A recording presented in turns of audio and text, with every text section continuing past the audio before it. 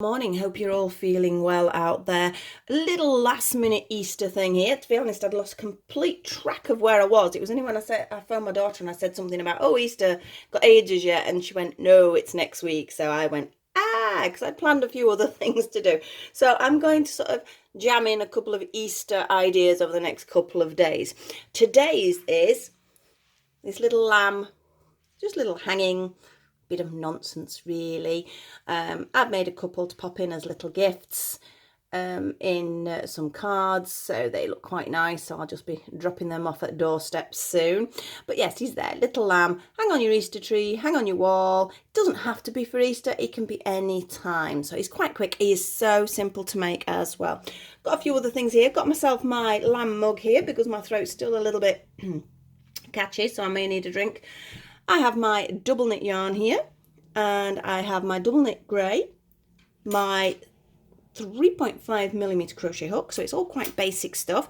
My scissors in here. I've got some sewing cotton, that's just to sew the eyes on. My general needles, a stitch marker, that is for a later project, and two little eyes, which are the beads there. You could sew buttons on, they don't have to be beads. You could just sew the details on with a thicker yarn perhaps, but I think the eyes sort of stand out better with the beads. And I've also got some of this ribbon. This is a very fine ribbon. It is a 2mm. You don't have to use ribbon. You could crochet a little hanger on it, but I just thought it looked nice to add a little bit of colour as well. So I'm going to pop all that to one side because we don't need that yet. We don't need that. We'll pop him there so you can keep an eye on him.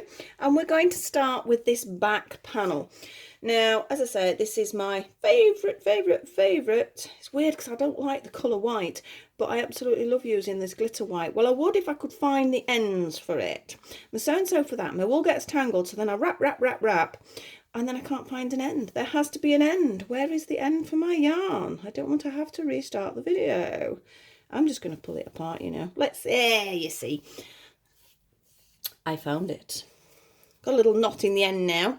So do I patiently pick that out or no? For video purposes, I'm going to cut it and we can get going. So, as usual, slip knot, hook, not too tight. It's going to start very amigurumi-ish. The only part that isn't really is the outer part, but the rest is. So we're going to start with the usual 2 chain, and I'm going to work into that first chain with 6 double crochets. Now this should be pretty quick to put together. So that's 2, 3, 4, 5 and 6. Remember, it's amigurumi, so we're not joining. There is no slip stitch join. We just continue round back into that first double crochet, of which, so let's find it first. There it is. We're going to do 2 double crochets in each one, again like most of my amigurumi starts. So we've got 1. This is our second one with 2 double crochets. Remember UK terms. Third one with 2 double crochets. Fourth, 5th, and the last one, number 6. There we go. So we now have 12 stitches all the way around. So we're going to do that again, 2 into each one, obviously then giving us our 24 stitches. So I'm going to count just 12, but remember in each of those 12 I'm doing 2 stitches, okay? So this is our first one. That's 1. Remember the 2 stitches in each. That's 2, 3, 4, 5, remember 2 in each, 6. When I'm counting singularly like this, it's easy to put you off. So it's 7 with 2 in, 8 with 2 in, keep going the same for number 9, number 10 with 2, number 11, and our last number 12. So we now have 24 stitches, so it's quite flat. Now we're going to do a bit of an increase on the next round. In fact, I think I will. I wouldn't have, if I was doing this on my own and I was able to count with no distraction, I wouldn't put a stitch marker in, but I'm going to, just to help a little bit. So got one of my smallest stitch markers because it's only a little project, so we need quite a small one in there. And basically what we're going to do is 2 double crochets in the first stitch, 1 double crochet in the second one, a 2, a 1, a 2, a 1, all the way around. So you're increasing 12 times and it'll give us 36 stitches. So let's go for that first one. It's hiding there a bit. So we do 2 in the first one, 1 in the second one. So that's the first set, and you're going to do that all the way around. So we have a 2. Oh, we don't, because I've dropped it. Nearly a 2. That should be a 2. Where are we? There's the 2. There's your 2. Then we've got a 1. And we have a 2. We have a 1. And we have a 2. So you're doing that all the way around. This is why I popped the stitch marker in, because I don't really want to think about it. All you need to remember is 2 in one, 1 in the next one, and you're just alternating all the way round. You will see it starts to sort of curl a little bit. Don't worry about that. That's okay. It will flatten off. That's not a problem. So we're almost round, and as I said, we should have 36 stitches. Don't worry if you only have 35. Or if you have 37, 1 stitch is not going to make any difference. I know sometimes people do panic with that. If you can get your numbers spot on, that's fine. But there's plenty of times I've gone round with something and I've got 1 extra. And sometimes it does matter. Obviously, it depends what you're making. Did I do a 2 there? I can't. Oh, I did. I did a 2 and a 1. But for little sort of nonsense pieces like this, it's not the end of the world. So I think we have 2 more. So we have a 2 in that one. And we have a 1 in that one, and I'm round. Now my next round is just a double crochet round. So again, that stitch marker is handy. I wouldn't overly worry about it if I was sort of sat quiet, but now I can sort of carry on talking and just go round until I get back to that stitch marker. But if you are counting, remember you're counting 36 stitches. But I'm not going to count 36 to you. You'll probably start falling asleep. I was going to make a really bad joke then, because obviously we're counting sheep. It makes you go to sleep. That was really bad. Right, off we go. Just 1 double crochet. Now, you know, it was sort of not curling, but it was sort of waving a little bit. Well, after this double crochet round, can you see how it flattens it? So it's not really a problem. If you're getting a lot of waviness, it means you have got way too many stitches in somewhere. But usually, if there's a slight wave and there's going to be a double crochet round after it, it usually flattens it out. So don't worry too much.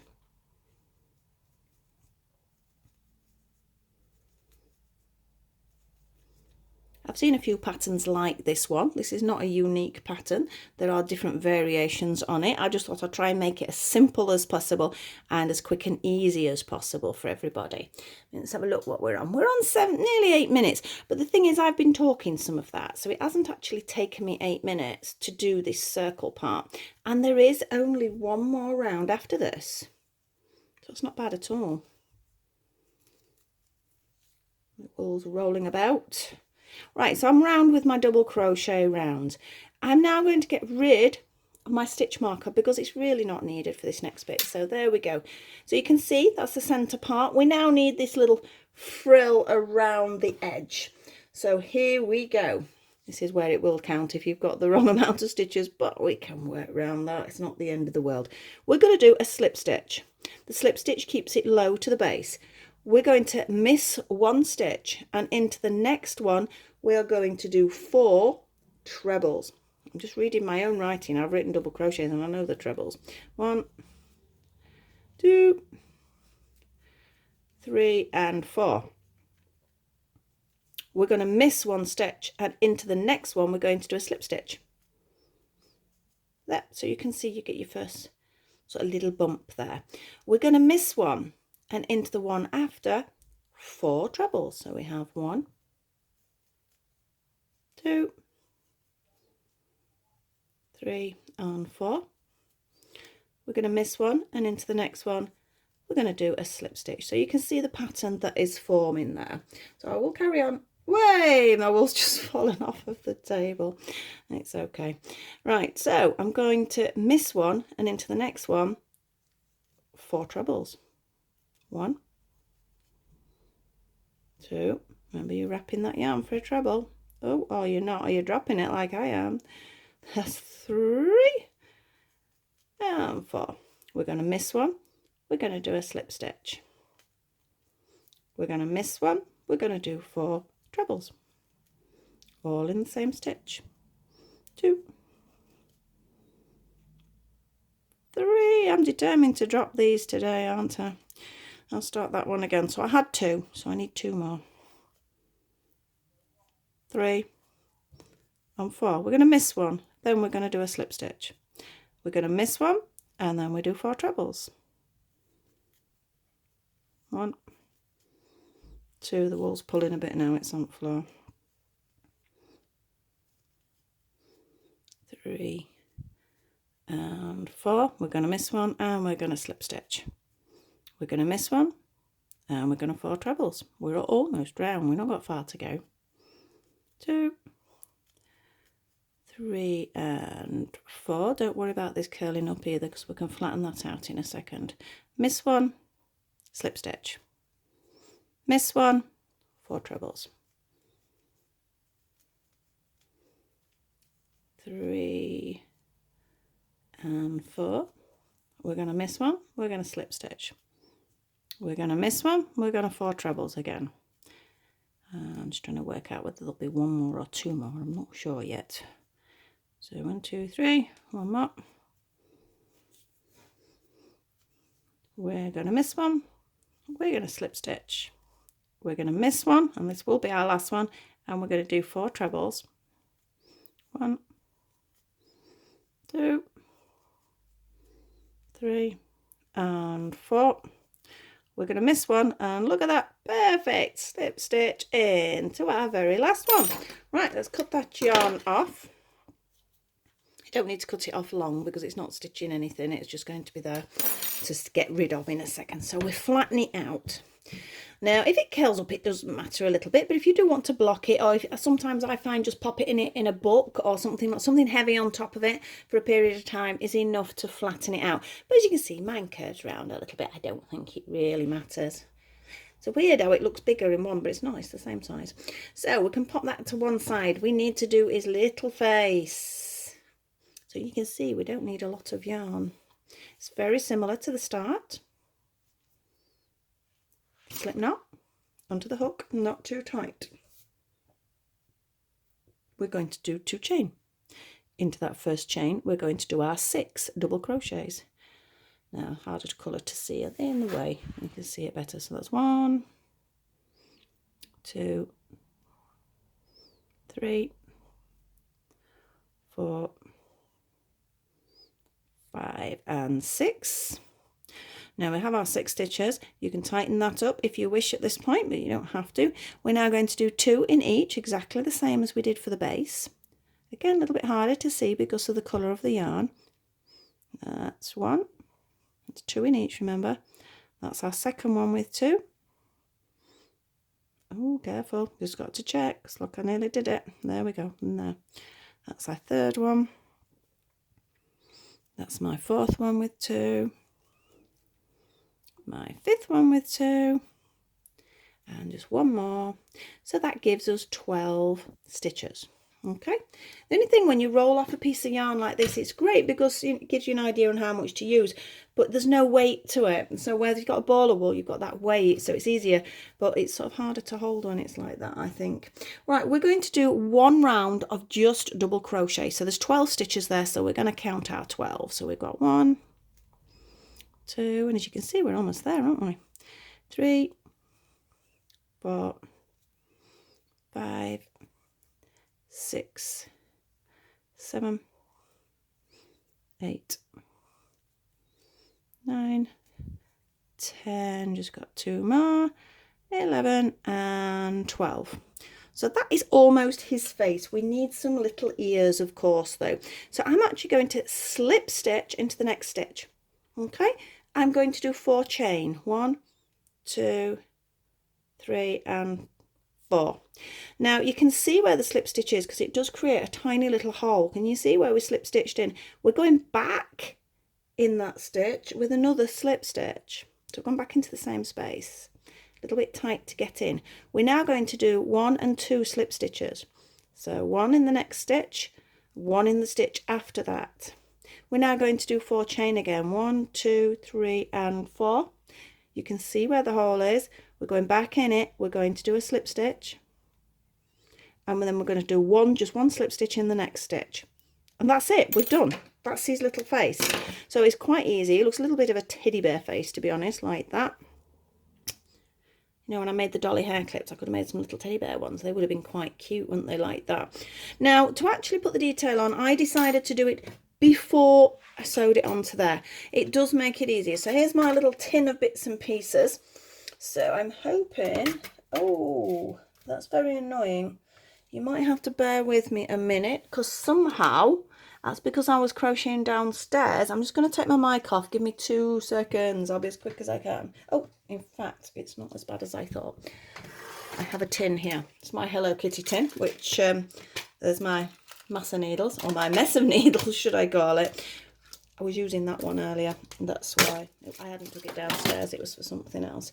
So what I want to do is get rid of all these ends. But I'm saying get rid of these all ends. Let's have a look. Which is the longest? Right. I'm going to keep that one because I need to sew it onto his head, onto his body, don't I? But I'm going to get rid of this one because it's on the side and I think it looks a bit messy if I don't. So let's get rid of that. I don't know why I said both, because clearly I have to sew it on. So let's just thread it through a few times. It doesn't have to be amazing, because remember, this is the back and you're not going to see it because it's going to sit on there. Don't pull it too tight, because otherwise it pulls in the shape of his head. And we can get rid of that one now. We're not going to get rid of the other one. Don't know what I was talking about. So let's get rid of that bit. And we need our eyes. Now I have a needle already threaded up here. These magnets are fabulous, but everything gets tangled. Just normal sewing cotton. I'm just going to make a little knot in the end. Doesn't have to be overly neat, because again, you're not going to see it because it's going to go on the back. I need to make sure I stay in the center here. So I'm going to choose roughly where I want his eye to go. I think I want it there. But what I've done is I've not gone in a space. If you pull it through one of the gaps, your knot is going to come straight through. Let's move that so you can see better. So your knot will come straight through. I've actually gone through a stitch, and then your knot won't come out. Now the little beads I've got are these. Say you could use tiny buttons, you could sew on your detail, but I like these. These are little plastic beads actually. In fact, I'm running out of them and I use them for so many things. I do need to think about it. There's one. I don't want the hole at the front, so pull it through. I'm going to sew it on again because I would like it a little bit more secure than just one. Again, if you don't like your stitching, you can glue on, but just remember who the recipient's going to be. Normally I'd faff about threading through, but I don't need to because of where it's going to be. So make sure I pick up a stitch rather than a hole. Where's my other bead gone? There it is. I just like the way he looks like he's got sort of big googly eyes sticking out. In fact, googly eyes, if you were doing stick-on ones, would be rather cute. Say if it was sort of a little project you were sort of doing just to have lots of them hanging around. Little googly eyes would look quite funny. And they might show up quite well. That's the only thing with a dark wool like this. This is why, again, I think I needed the big beads, because otherwise you can't see the facial details properly. So we need to give a bit of detail there. There we go, just a little knot to hold it all in place. Little snip. And we have our little sheepy face. So I can move that sewing cotton because I don't need that one now. In fact, I'll keep my ribbon out. I don't need anything else in there. And let's bring this back. I'm just going to have a little sip of water. Bear with me 2 seconds. I'm hoping you can't hear that sort of thing on the mic because it's quite close to me. So let's get rid of the ends on this one as well. I mean, today I've managed to actually completely do the project. I've not sort of left it part way. I'm always concerned about the time, but it has taken 20 minutes with me sort of gossiping and sort of putting things together. So I need to thread this through. Now this back you will see, so try and keep it quite neat. I think that will do. Snip. And one more piece to get rid of on this before we sew his little face on. That sounds a bit gruesome, doesn't it, sewing his little face on. So I'm going to take it through to the back. I'm actually going to thread it through those trebles because that's quite an easy one, but I'm not going to do it just once because I don't think that's secure enough. So a little bit there, and I'm going to go up there as well and through that last group of trebles. and that will do. You all have your own methods of sewing in and everything, so you don't have to do what I'm doing. It's just to give people an idea. I'm hoping you're going to see. I hope I didn't pull that back too much. Basically, all I've done is sew the ends in. So, little face, positioning. Doesn't really matter where. I popped the ribbon on the top of that one, but one of my others I popped the ribbon in between, so it doesn't really matter. Can you see how it's gone like that? That is not something I planned. It just does stick out like that when you sew it on. It depends on how you sew it on, I think. So I'm going to choose my centre. I think that will do, and I think I'll start about midway. So what I'm doing is I'm picking up. I'm not going all the way through because I don't want it to show on the back. So I'm just picking up a partial thread, and you see, like that, pulling it through, and then I'm only picking up, see we have our two parts of our chain, I'm only picking up that top one and holding it, flatten it out a bit. So I'm picking up a little bit underneath, but I haven't gone through. I'm going to just pick up the top bit and stitch it down, and I'm going to keep doing that. So I can lift it slightly because you don't want it over here. As you can see your stitches, it is slightly underneath him. There we go. I don't know why I keep referring to him as a him. Because the probability with it being a sheep or a ewe is probably female. Let's have a look. He can be whatever he wants. Can you see how it's starting to puff up a little bit? It's just the way, because I'm stitching slightly underneath him rather than directly next to him, it creates that sort of puffed up sort of effect. It's amazing what you can do when you're, oh, my thread's come off. When you're stitching something together, you can actually almost reshape it and define it. It's like with the eyes, which you'll see with the next project I've done. I don't know whether to show you. It's going to be coming quick enough anyway. It's basically, well, I called it a dinosaur cream egg cover. It's really cute, but it's very odd at the same time. I hope you like him. But yeah, because when I put his beads on his eyes, it pulled them in. It structured the face differently, so it gave him a little bit more of a shape to his face, which was quite cute. So can you see how it's completely lifted it? Just because I've sewn slightly under his body. I'm not going to sew around those ears because apart from that it would be a pain. So what I'm going to do is I'm just going to thread my yarn through to there, to the middle of his head, and pick it up there. And that top stitch. Then I'm going to just thread it through because I don't want his ear again. It'll go through to the other side. And we've only got, what, maybe 2 stitches? 1 in there. Stitching's an art in itself. It takes a bit of practice to get it right. And I'm going to fasten off there. So I'm doing a knot on this side, and then I'm just threading it. I've not gone through. I'm just threading it through the head bit. Don't pull it tight else he gets a funny shaped face. And then I'm going to thread it through again. And I'm going to say that's it. I'm going to put my needle on my magnet. So you can see how it sort of puffs up a little bit. So I hope you can see that quite well there. So it gives a raised effect. Yeah, I've not stuffed it. I've not done anything fancy there. Now, I've put my needle away. I want it back now. As far as the ribbon's concerned, one of the easiest ways, especially when it's a fine ribbon like this, slide it through your needle. So you've got a loose end and a loop end. As it's turned out, it's actually landed in between. So I'm pushing it through from the back. You can do from the front, it makes no difference. You do get a very slight difference there. That's gone too far. Right, so I've got my long bits on one end, my loop on the other. I'm just going to pull the long bits through the loop, tighten it up, decide the length I want approximately, pop a little knot in there. You could add some more detail onto the ribbon if you wanted to. Maybe you could sort of string a few large beads on there. That would look quite nice if you did that. So I've just tied my ribbon on. I'm going to snip it off. And that little fella is going to my daughter's. She only lives over the road. We've not actually seen each other properly. I mean, I've been talking to the kids via sort of messenger, things like that. But I've not really seen them now for a few weeks. But because they're over the road, I keep dropping little things off at the doorstep and bits of food if they need anything. So I will be dropping a little pile of Easter items very soon. So she says she wanted one of these for her Easter tree. In fact, his little face has come out a little bit smaller. Again, it comes down to how you stitch it on, but it makes them all individual anyway, doesn't it? So that's quite cute. So thank you for watching that. Last minute Easter thing. Really quick to make. Hang it on your Easter tree, on your door, give it as a gift, whatever you want to do with it. If you enjoyed it, please like, subscribe and share. I hope to see you soon with my funny little dinosaur cream egg cover. And hope keep yourselves nice and safe, and see you very soon. Thank you. Bye.